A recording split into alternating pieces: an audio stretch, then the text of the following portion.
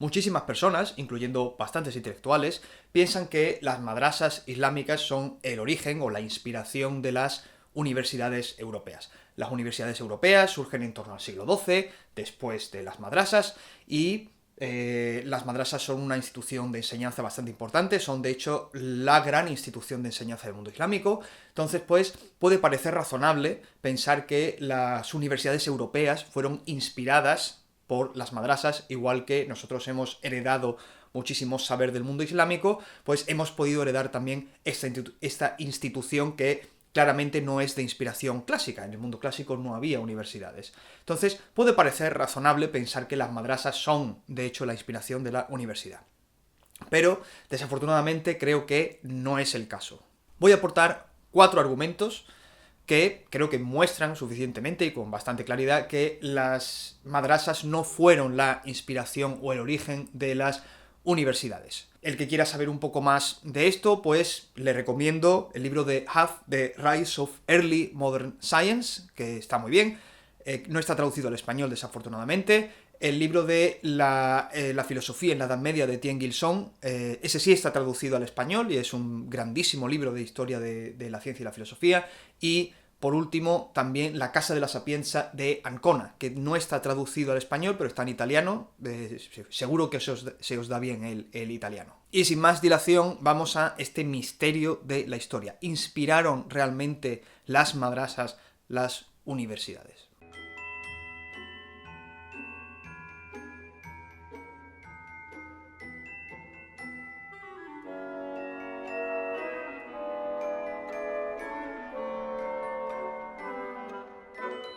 Como he dicho, voy a dividir mi argumentación en 4 puntos importantes.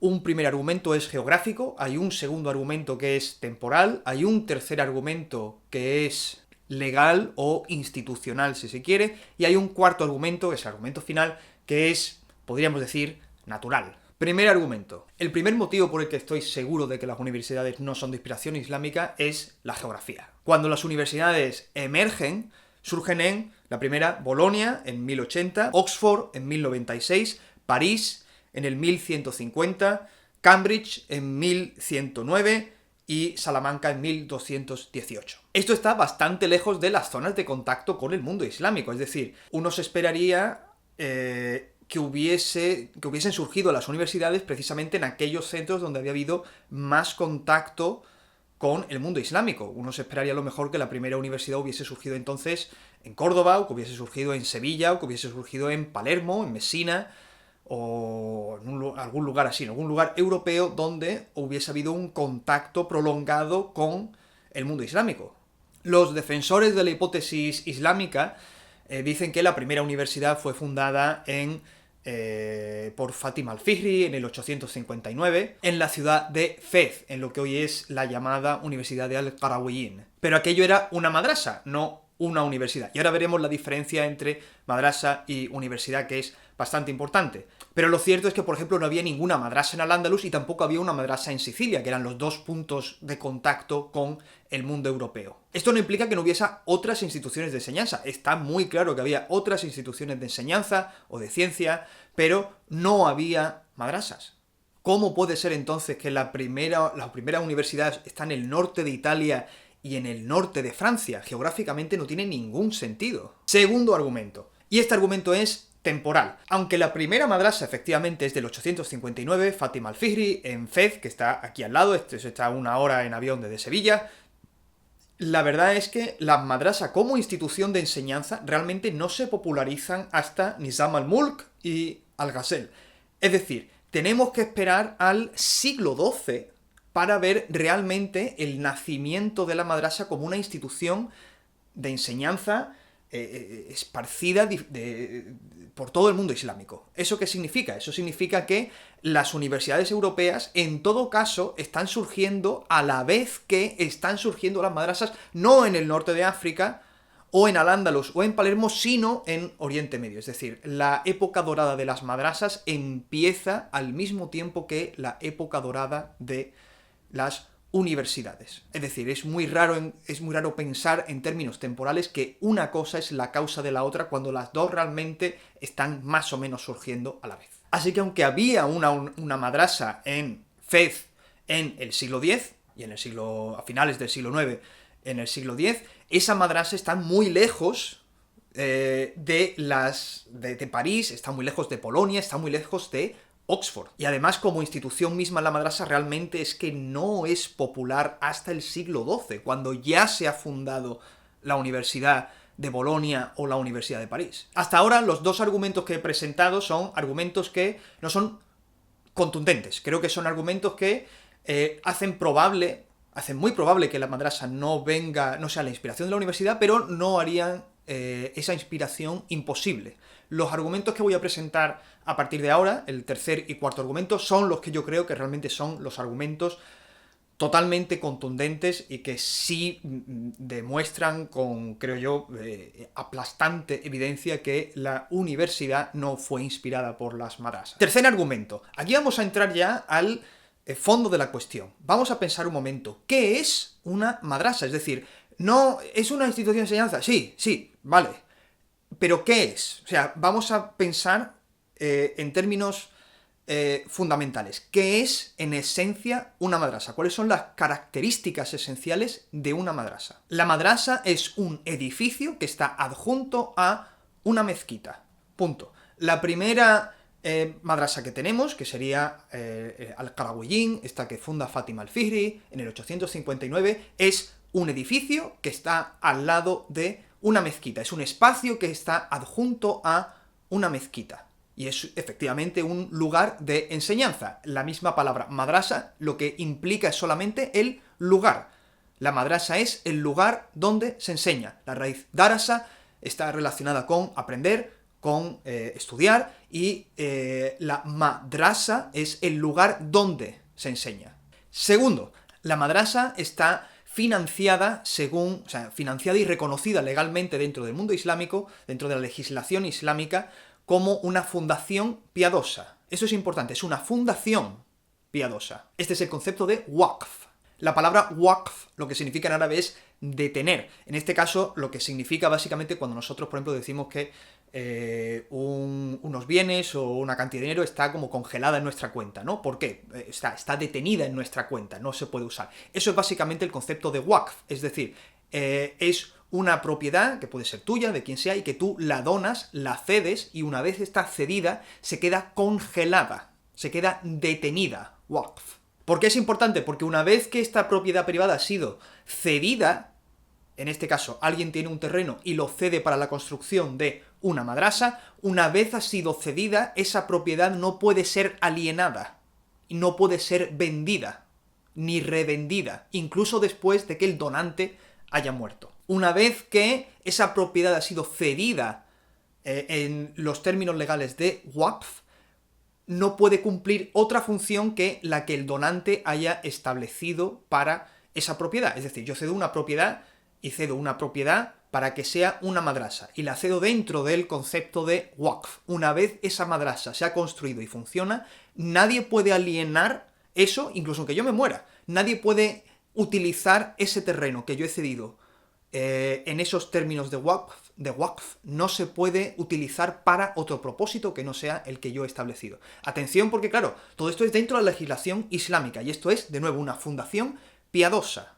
Está con expresos términos piadosos, por eso se cede. Es decir, se cede para la religión.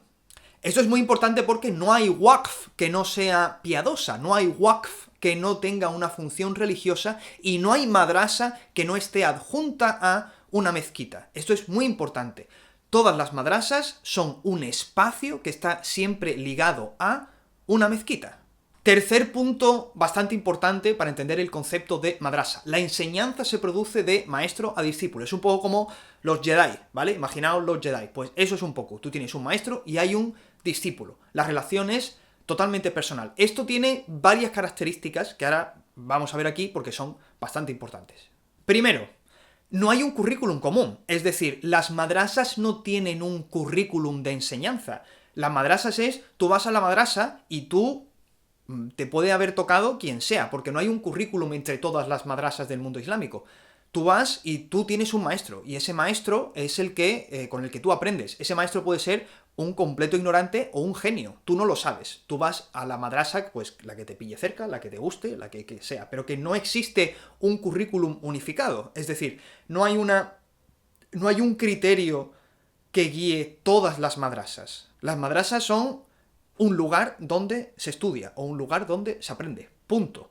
El maestro que te toca, el maestro que haya en la madrasa, es el que va a transmitirte lo que sepa, lo que quiera contarte, y no hay un currículum. Es decir, no hay un criterio de enseñanza.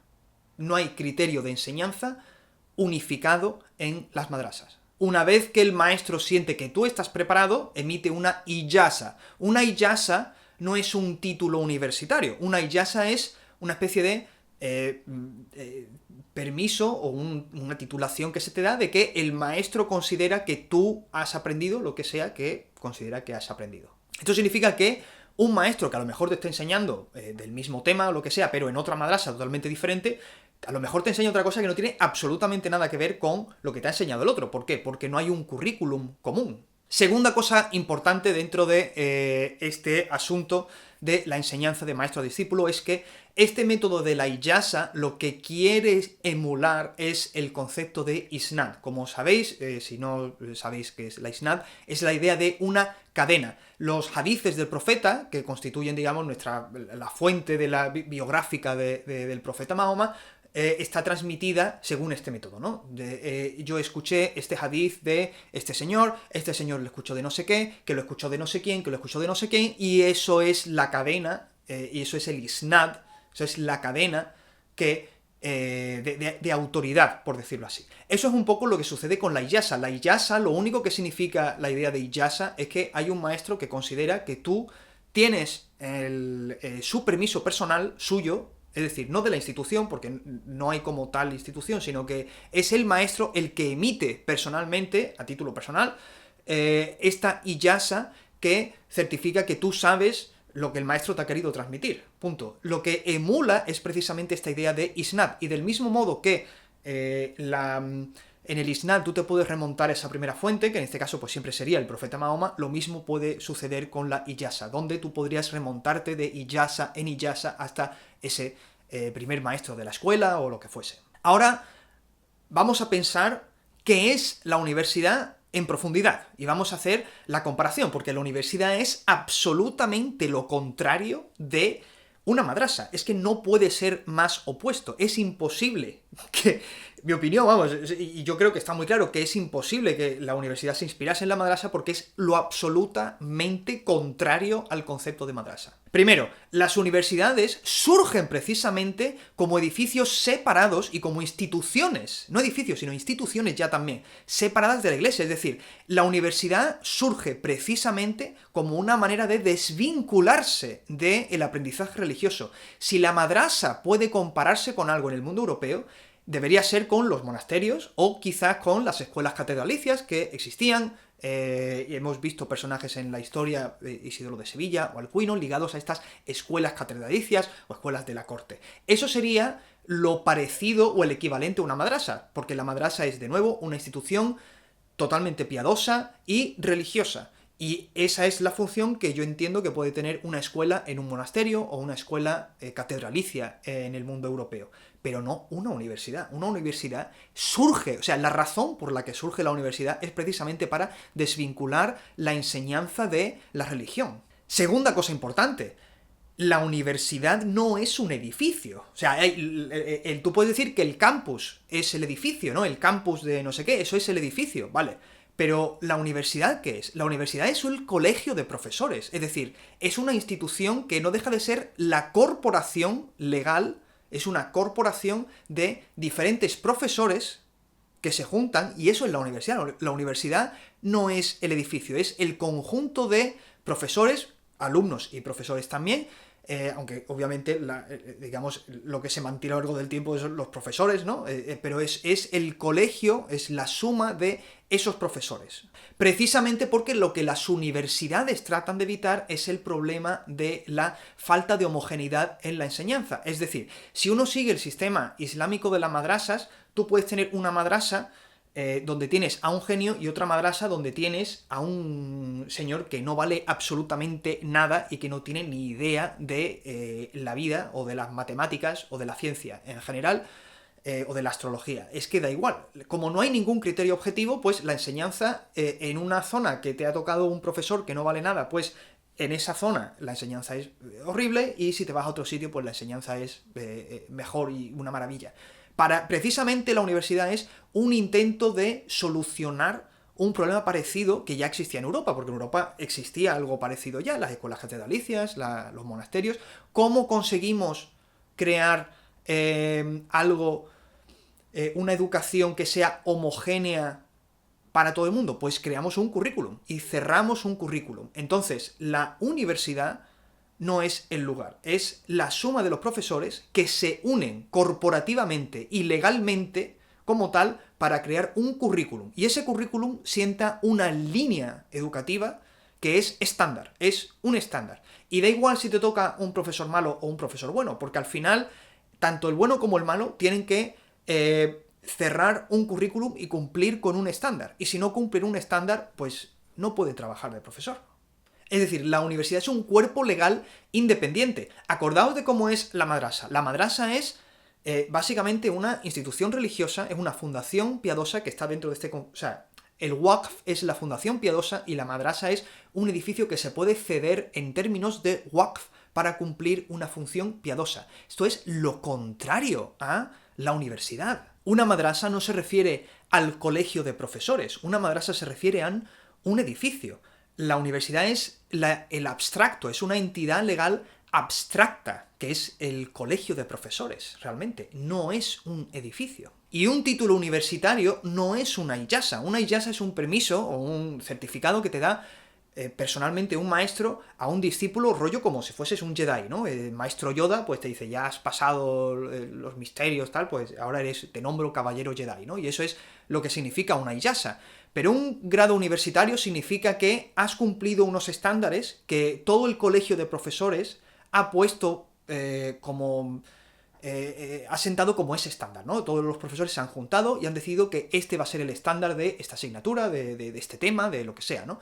Y cuando tú tienes tu título de grado, significa que tú has cumplido con un estándar. Y da igual si estás en Bolonia, en Oxford, en París, o en Cambridge, o en Salamanca, porque ese estándar es un estándar colectivo. Esa es precisamente la idea de la universidad, que tú tengas una educación que sea estándar y que al final el estudiante, que tendrá obviamente sus diferencias de escuela a escuela, de universidad a universidad, o sea, eso, claro, ¿no? Pero que el concepto, como se plantea la idea de universidad, es que haya un estándar regulado al que todos los profesores aprueben, que todos los profesores acuerden y que todos los alumnos tengan que superar para obtener ese título. Porque al final la cuestión es que la universidad es una entidad legal, autónoma, que tiene permiso legal para emitir un certificado educativo. No es una cosa de maestro a discípulo, es una cosa de que todo el colegio de profesores te otorga este título, y el título no es de profesor o de maestro a discípulo, el título es de todo el colegio de profesores, porque todos los profesores, para ser profesores, cumplen con ese estándar, y el profesor piensa que tú cumples también con ese estándar que todos han acordado. En resumen, brevemente, las madrasas son un edificio adjunto a una mezquita. La universidad no es un edificio, es una entidad legal abstracta. La madrasa no tiene institución legal, la madrasa es solamente un edificio. La madrasa es una propiedad privada que alguien ha cedido a una mezquita y que está contenida o considerada legalmente dentro de la idea de Waqf. La universidad sí es una entidad legal. La madrasa no emite títulos como tal como nosotros los entendemos, nuestros títulos. Lo que emite es, o lo que emitía cuando surgieron, era un título de maestro a discípulo, que es totalmente personal. Es el maestro, te considera a ti personalmente como digno heredero de su sabiduría y su conocimiento. Esto es lo opuesto a la universidad. La universidad tiene un currículum, y cuando tú has cumplido con los estándares de ese currículum, la universidad, es decir, todo el colegio de profesores, dice que tú tienes derecho a tener ese título y emite el título como entidad legal autónoma.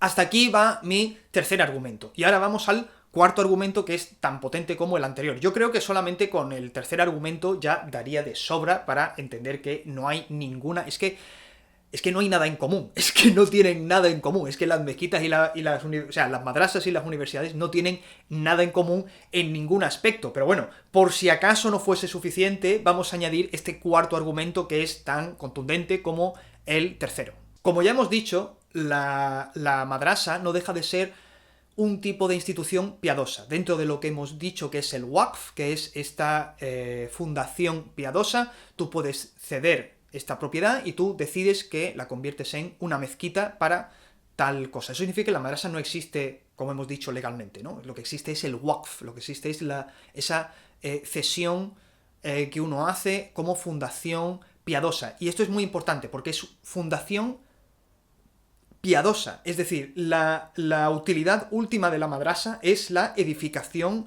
religiosa, es el uso expresamente religioso de la madrasa. Como no hay un currículum, porque no existe un currículum, porque no existe una corporación de profesores, porque no existe un colegio de profesores, porque ese concepto no existe en el mundo islámico, lo que pasa es que a lo mejor tu señor en la madrasa pues te enseña matemáticas.